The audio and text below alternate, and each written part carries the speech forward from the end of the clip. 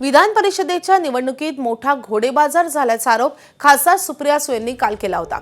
यावेळी सुळेंनी भाजपवरही निशाणा साधला होता। सुळेंच्या या आरोपांना मंत्री जयकुमार गोरे यांनी उत्तर दिले। पुण्यात कितीचा घोडेबाजार झालाय सुप्रिया सुळेंनी जाहीर करावं असं आवाहन गोरेंनी केलंय।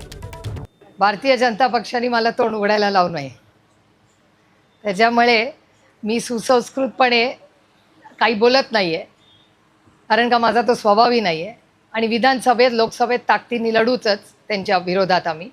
पण आत्ता हा जो घोडेबाजार झालाय तो कोण काय कसं काय झालंय या बऱ्याच गोष्टी तुम्हालाही माहिती आहेत आणि मलाही माहिती आहेत। म्हणूनच मी हे बिल मूव्ह करतेय की घोडेबाजार होऊ नये आणि कुठलंही इलेक्शन झालं तरी ते फक्त पैशाच्या जीवावर कोणीही लढू नये किंवा आईसच्याही म्हणजे इन्कम टॅक्स, सीबीआय आणि ईडी हिचीही भीती दाखवू नये।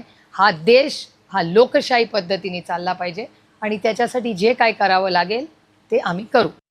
त्यांचं तोंड बंद खायच कधी उघडायचं काय कारण आहे, त्यामुळे त्याच्यावर अधिक न बोलणं उचित आहे। पण आपण मग एवढंच निवडणुकी बाकीच्या होते तर तुम्ही पुण्यातले उमेदवार का मागे घेतलं, ते कुणाच्या परवानगीने घेतलं? मग तेव्हा कितीचा घोडेबाजार केलाय त्यांनी याची माहिती त्यांनी दिली पाहिजे ना। तेव्हा आपल्याला अधिक बोलायचं नाही, तो त्यांचा विषय।